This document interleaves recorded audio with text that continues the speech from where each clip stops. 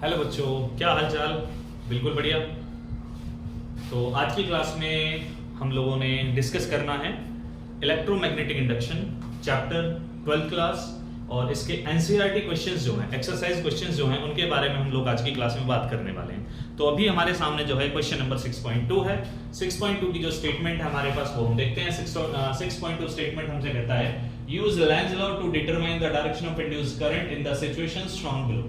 हमें कुछ situations given है, एक कंडीशन ये है हमारे पास, दूसरी कंडीशन हमारी ये है, और इन दोनों कंडीशंस के लिए हमें कैलकुलेट करना है यहाँ से इंड्यूस्ड करंट की जो डायरेक्शन है वो डायरेक्शन क्या होगी। ठीक है, चलिए सिचुएशंस को रीड आउट करते हैं। तो पहला सिचुएशन हमारे पास आता है कि ये wire of irregular shape turning into a circular shape. Means हमारे पास जो डायग्राम 1 गिवन है, इसमें दो डायग्राम अवेलेबल है हमारे पास। एक हमारा डायग्राम नंबर 1 है, ये हमारा डायग्राम नंबर 2 है।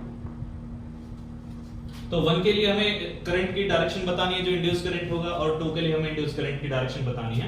सिचुएशंस उसने दोनों दिए हैं। पहली सिचुएशन में उसका कहना है कि इर्रेगुलर शेप की कोई वायर है, उसे सर्कुलर शेप में ट्रांसफर करना है। इट मींस हमारा फर्स्ट केस है। सेकंड केस में उसने बोला है कि कोई वायर है, सर्कुलर शेप की है, लेकिन उसे नैरो स्ट्रेट वायर में ट्रांसफर करना है। इट मींस हमारे पास ये सेकंड वाला केस है। और इन दोनों में एक डिफरेंस भी हमें दिख रहा है कि यहाँ पर जो मैग्नेटिक फील्ड है वो इनवर्ड है, और यहाँ पर जो मैग्नेटिक फील्ड है वो हमारा आउटवर्ड है। ठीक है, जो बेसिकली क्रॉस होता है वो हमारा इनवर्ड मैग्नेटिक फील्ड का रिप्रेजेंटेशन होता है, और जो डॉट होता है वो हमारा आउटवर्ड मैग्नेटिक फील्ड का रिप्रेजेंटेशन होता है। ठीक है, चलिए तो सबसे पहले स्टार्ट करते हैं अपना लेंज लॉ के बेसिस पर करंट की डायरेक्शन क्या होगी, डायरेक्शन के बारे में एक्सप्लेनेशन करते हैं। तो आंसर के बारे में अगर हम बात करते हैं तो सबसे पहला हमारे पास क्या आता है, देखो मैं अभी ए के बारे में बात करूंगा। फर्स्ट पार्ट के बारे में कह रहा है कि wire of irregular shape is turning into a circular shape. Basically Lenz law के बारे में जब हमारा क्वेश्चन आता है तो उसके लिए हमें दो चीजों का ध्यान रखना है। मेन तो एक ही चीज है कि भाई फ्लक्स जो है उसमें चेंज होना चाहिए। लेंज लॉ कहेगा फ्लक्स चेंज होगा, ईएमएफ जनरेट होगा। फैराडे लॉ ने हमें बताया था कि EMF is equal to minus of d∅dt होता है। इट मींस यहां से हम कह सकते हैं कि इंड्यूस्ड करंट या फिर इंड्यूस्ड ईएमएफ जो होगा it will directly depend on the rate of change of magnetic flux। तो सीधा सीधा ये कॉन्सेप्ट क्लियर है कि जब तक फ्लक्स में चेंज होगा, मैग्नेटिक फ्लक्स में चेंज होगा, तब तक हमारे पास क्या होगा, सर्किट के अंदर या कॉइल के अंदर करंट का इंड्यूस होगा। और अगर मैग्नेटिक फ्लक्स कांस्टेंट हो चुका है, if there is a no change in magnetic flux, in that case what happen, हमारा जो करंट इंड्यूस होगा वो जीरो होगा। इंड्यूस करंट की कोई वैल्यू नहीं होगी, ना ही कोई डायरेक्शन होगी। चलिए आते हैं क्वेश्चन के पास। तो फर्स्ट ऑफ ऑल हमारे सामने जो क्वेश्चन है, इस डायग्राम में अगर हम देखते हैं, भाई इसने कहा है कि जो वायर है ना वो थोड़ी अभी इर्रेगुलर शेप की है। यहाँ पे देखो, इस वायर को देखोगे आप, इर्रेगुलर शेप है। इस वायर को इस शेप से ट्रांसफर करना है सर्कुलर शेप में। अभी इस वायर का जो एरिया है ना वो एरिया थोड़ा कम है, एरिया कम है। और जैसे ही ये वायर अपने सर्कुलर शेप में जाने की कोशिश करेगी तो क्या होगा, एरिया चेंज रहेगा या कांस्टेंट रहेगा? अरे नहीं सर, एरिया तो कांस्टेंट रहेगा, एरिया कैसे चेंज होगा? अरे नहीं भाई, थोड़ा सोचो, पागल कुत्ते ने थोड़ी काटा है इन चीजों में। देखो सीधा फंडा हमारा क्या है, वो ये है कि जब आप इस कॉइल को स्ट्रेच करोगे तो एरिया चेंज होगा। ठीक है, और जब एरिया चेंज हुआ तो क्या एरिया चेंज होने की वजह से यहां पर हमारे पास फ्लक्स में कोई चेंजमेंट बन सकता है? यस और नो? अरे बिल्कुल बनेगा भाई, फ्लक्स में भी चेंज। जब एरिया चेंज होता है तो फ्लक्स भी चेंज होता है। कैसे होता है, देखो हमने पढ़ा था फ्लक्स बेसिकली होता है BA cos थीटा के बराबर होता है। ठीक है, अभी यहां पर मैग्नेटिक फील्ड तो चेंज नहीं हुआ है, लेकिन एरिया में चेंजमेंट जरूर किया क्वेश्चन ने। जैसे ही हमारा एरिया चेंज हुआ तो क्या हुआ, फ्लक्स में चेंज हुआ, और जैसे ही फ्लक्स चेंज हुआ आ गया हमारा लेंज लॉ, एप्लीकेबल हो गया फैराडे लॉ। करंट या फिर ईएमएफ का इंड्यूस होना कंफर्म है। यहाँ पे क्यों कंफर्म है, क्योंकि हमारे पास फ्लक्स में चेंज हुआ है। फ्लक्स में चेंज कैसे हुआ है, क्योंकि कॉइल का जो एरिया है ना उसमें चेंज आया है। ठीक है, और जैसे ही कॉइल के अंदर एरिया में चेंज आया तो यहाँ पर क्या हुआ, फ्लक्स में चेंजमेंट आया। फ्लक्स में चेंजमेंट आने की वजह से क्या होगा, ईएमएफ या फिर करंट इंड्यूस होगा। अभी देखना है उस ईएमएफ या करंट का जो इंट्रोडक्शन होगा वो क्या होगा, क्या नहीं होगा। चलिए बात करते हैं। देखो अभी जब ये कॉइल स्ट्रेच करेगी तो बेसिकली क्या हुआ, कॉइल ने अगर स्ट्रेच किया है तो बेसिकली उसका एरिया बढ़ा, एरिया इंक्रीज हुआ। और अगर एरिया इंक्रीज होगा तो कॉइल के एरिया के इंक्रीज होने के साथ साथ मैग्नेटिक फ्लक्स भी इंक्रीज होगा। कॉइल स्ट्रेच करेगी, एरिया बढ़ेगा, एरिया बढ़ने के साथ साथ मैग्नेटिक फ्लक्स इंक्रीज होगा। और जैसे ही मैग्नेटिक फ्लक्स इंक्रीज होगा, लेंज लॉ क्या कहना था, लेंज लॉ की स्टेटमेंट याद है ना? लेंज लॉ कहता है कि जो हम करेंगे लेंज लॉ हमेशा उसका अपोज करेगा। हम कहेंगे एरिया को बढ़ना चाहिए, लेंज लॉ कहेगा नहीं घटना चाहिए। मींस कहने का मतलब है, हमारा क्वेश्चन जो है वो कह रहा है कि मैग्नेटिक फ्लक्स में ना चेंज हो रहा है, लेंजलो कहेगा मैग्नेटिक फ्लक्स चेंज नहीं होना चाहिए। भाई मैग्नेटिक फ्लक्स कब चेंज नहीं होगा? नेट मैग्नेटिक फ्लक्स चेंज नहीं होना चाहिए। नेट मैग्नेटिक फ्लक्स कब चेंज नहीं हो सकता हमारा? कि जब अगर हम कंसीडरेशन मिले कि जैसे एरिया स्ट्रेच हो रहा है, जैसे ही कॉइल स्ट्रेच हो रही है तो एरिया बढ़ रहा है। एरिया बढ़ने की वजह से जो मैग्नेटिक जो हमारे पास नई कॉइल बनेगी, अभी देखो पुराना मैग्नेटिक फील्ड अंदर था, ठीक है, अब लेंज लॉ के अकॉर्डिंग उसमें चेंज नहीं होना चाहिए, या फिर हम कहते हैं कि हमारा जब एरिया बढ़ रहा है तो फ्लक्स बढ़ेगा। लेंज लॉ के अकॉर्डिंग फ्लक्स नहीं बढ़ना चाहिए था, लेंज लॉ के अकॉर्डिंग फ्लक्स नहीं बढ़ना चाहिए था, फ्लक्स में चेंज नहीं होना चाहिए था। तो इसके लिए क्या कंपलसरी होगा? इसके लिए ये होगा कि इस कॉइल के अंदर जो करंट इंड्यूस होगा, उस करंट की वजह से जो मैग्नेटिक फील्ड बनने वाला होगा वो मैग्नेटिक फील्ड बाहर जाएगा, ठीक है, क्योंकि अभी मैग्नेटिक फील्ड अंदर है। तो लेंज लॉ कहेगा जो नया मैग्नेटिक फील्ड आना चाहिए वो उसकी वजह से रिजल्ट जो है वो कांस्टेंट रहना चाहिए। तो नए मैग्नेटिक फील्ड के लिए क्या करना पड़ेगा? नया मैग्नेटिक फील्ड आएगा अभी तो क्या होगा? पुराने मैग्नेटिक फील्ड के अपोजिट डायरेक्शन में काम करेगा। इसका मतलब मैग्नेटिक फील्ड जो वो बाहर आएगा, ठीक है। अब अप्लाई करो आपका clock face rule. Clock face rule क्या कहता है? आपका मैग्नेटिक फील्ड बाहर होना चाहिए, तो फिंगर्स को क्या करना है? कर्ल करोगे। तो कर्लिंग ऑफ फिंगर आपको क्या इंडिकेट करता है? कर्लिंग ऑफ फिंगर हमें बताता है, क्या बताता है? कर्लिंग ऑफ फिंगर हमें बताएगा करंट की डायरेक्शन, और जो हमारा थंब होगा ये थंब हमें रिप्रेजेंट करेगा डायरेक्शन ऑफ मैग्नेटिक फील्ड। तो अभी जो मैग्नेटिक फील्ड है वो आउट ऑफ द प्लेन जाना चाहिए, आउट ऑफ द पेपर आना चाहिए। तो आउट ऑफ द पेपर या फिर आउट ऑफ द प्लेन आने के लिए क्या होना पड़ेगा? करंट को कैसे घूमना पड़ेगा? इसी डायरेक्शन में घूमना पड़ेगा। कौन सी डायरेक्शन होगी? क्लॉकवाइज या एंटी क्लॉकवाइज? कौन सी डायरेक्शन है? ये डायरेक्शन क्या है? क्लॉकवाइज है या एंटी क्लॉकवाइज है? सोचो जरा, क्लॉकवाइज या एंटी क्लॉकवाइज? कंफ्यूजन हो रही है। देखो, क्लॉक फेस रूल कहता है, बेसिकली क्लॉक फेस रूल का कहना है कि अगर हमारे पास करंट की डायरेक्शन एंटी क्लॉक होती है तो नॉर्थ पोल बनता है, ठीक है। 10th क्लास में क्लॉक फेस रूल आता है हमारे सामने। और अगर हमारे करंट की डायरेक्शन क्लॉकवाइज होती है ना, तो करंट जो मैग्नेटिक फील्ड बनता है वो साउथ पोल का, जो मैग्नेटिक फील्ड का जो पोल जनरेट होता है that pole will be your south pole, ठीक है। तो क्लॉक फेस रूल अगर हम अप्लाई करने जाते हैं तो मैग्नेटिक फील्ड बेसिकली बाहर निकल रहा है, मैग्नेटिक फील्ड बाहर आया, इट मींस हमारे पास क्या बनेगा? करंट ऐसे घूम रहा है। करंट कैसे आया? इस डायरेक्शन में आया, तो हमारे पहले पॉइंट का आंसर क्या बनेगा?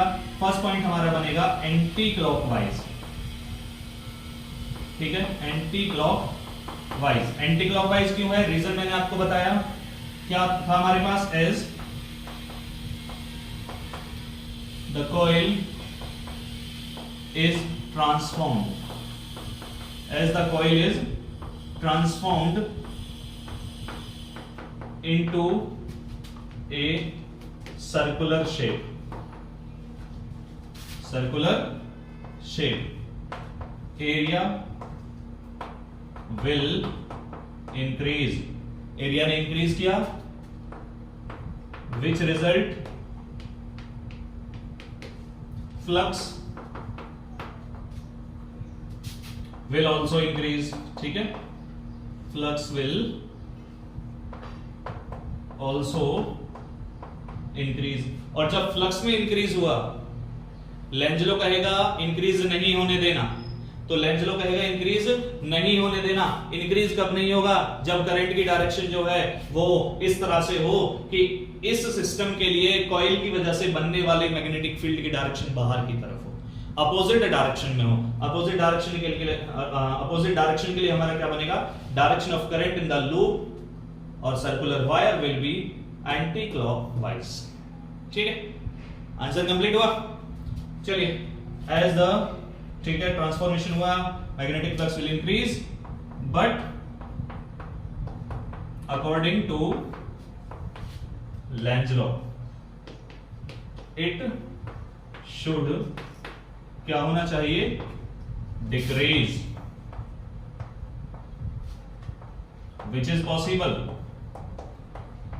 is possible only if magnetic field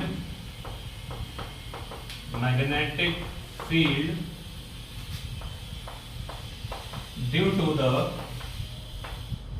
circular wire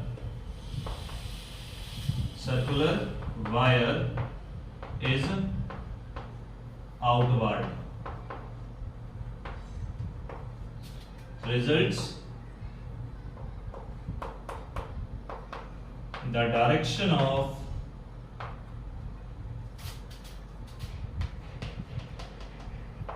induced current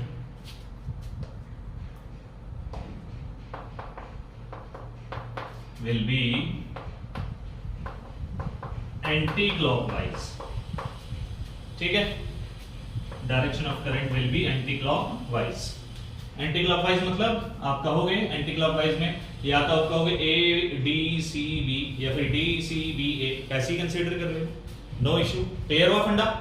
चलिए दूसरे क्वेश्चन के बारे में बात करते हैं. दूसरे क्वेश्चन ने कहा है कि circular loop being deform into a narrow straight wire. जैसे आप सर्कुलर लूप को किसी स्ट्रेट वायर में ट्रांसफर करोगे तो इस केस में क्या होगा. देखो अभी क्या हुआ, मैग्नेटिक फील्ड जो है बेसिकली आप देखोगे सर्कुलर वायर थी, सर्कुलर वायर में एरिया जो था वो भी ज्यादा कवर कर रखा था, डिफॉर्म किया, एरिया कम कवर हुआ. एरिया कम कवर होने की वजह से क्या होगा, मैग्नेटिक फ्लक्स कम हो गया. लेंज लॉ कहेगा कम नहीं होने देंगे, तो लेंज लॉ क्या करेगा, अकॉर्डिंग टू लेंज लॉ क्या होना चाहिए, कम नहीं होना चाहिए था. तो कम कब नहीं पॉसिबल होगा, वो तभी पॉसिबल नहीं होगा कि जिस डायरेक्शन में अभी मैग्नेटिक फ्लक्स था, जिस डायरेक्शन में मैग्नेटिक फ्लक्स था, कह रहा था अभी मैग्नेटिक फ्लक्स जो वो बाहर की तरफ है, फील्ड की डायरेक्शन बाहर है, ठीक है, आउटवर्ड मैग्नेटिक फील्ड है, तो मैग्नेटिक फ्लक्स भी कहां है, बाहर है. तो कह रहा है मैग्नेटिक फ्लक्स बाहर की तरफ घट रहा है, तो लेंज लॉ कहेगा मैग्नेटिक फ्लक्स बाहर की तरफ घटना नहीं चाहिए, मैग्नेटिक फ्लक्स तो बाहर की तरफ बढ़ना चाहिए. वो बढ़ेगा कब, सीधा फंडा, वो तभी बढ़ेगा जब इस कॉइल की वजह से बनने वाला करंट इस तरह से हो, इस डायरेक्शन में हो कि कॉइल की वजह से जो मैग्नेटिक फील्ड क्रिएट हो वो बाहर की तरफ हो. और ये कब पॉसिबल है, तभी पॉसिबल है जब हमारा जो करंट है वो कैसे घूमेगा, देखो ऐसे आए, मैग्नेटिक फील्ड बाहर आना चाहिए, ऐसे आना है उसे, और ये डायरेक्शन हमारे पास कौन सी होती है, एंटी क्लॉकवाइज. तो सेकंड क्वेश्चन का आंसर भी हमारा क्या बनेगा इसमें, एंटी क्लॉकवाइज. ठीक है,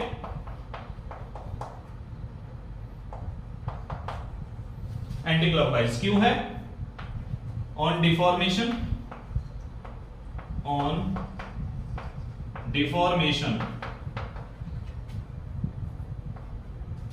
क्या हुआ था, area will decrease. Area decrease होगा तो हम क्या लिखते हैं यहां पर, मैग्नेटिक